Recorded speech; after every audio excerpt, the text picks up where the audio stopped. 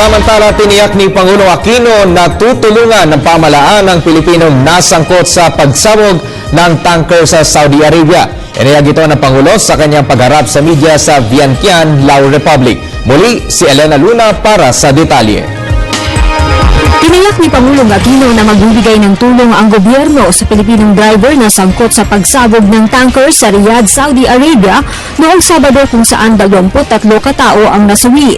Sa panayam sa Pangulo ng media delegation na nag-cover ng 9th Asia-Europe meeting sa Vientiane, sinabi ng Pangulo na nakikipagtulungan na ang Department of Foreign Affairs sa investigasyon ng insidente.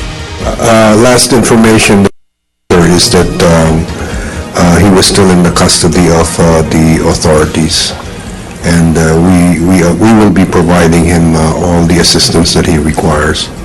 Sinabi rin ng Pangulo na hahanapan niya ng pagkakataon sa ginaganap na ASEM na personal na maiapila ang kaso ng Pilipinang nasa death row sa Vietnam.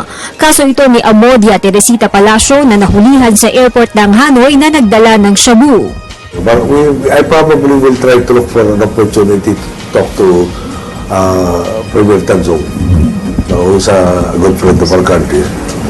So far, I read, for instance, recently na wala pang yung mga sentence to death in Vietnam, wala pa naman ina-execute lately.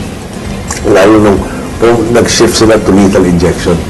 Wala na yung the necessary chemicals. No? So, may times naman na may mga citizens silang na problema sa atin, for instance, sa fishing, at ilapit na sa atin. Pero lalapit ngayon, na minimum na pakiusap natin, tayo tinanggal na natin death penalty, hingin natin minimum commutation sana. Kung kailangan life imprisonment, pero not to minimum death.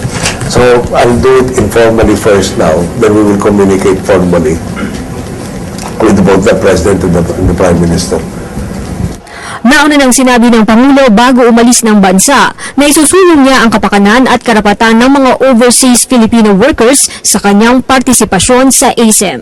Para sa Telebisyon ng Bayan, Elena Luna, Vientiane, Lao PDR.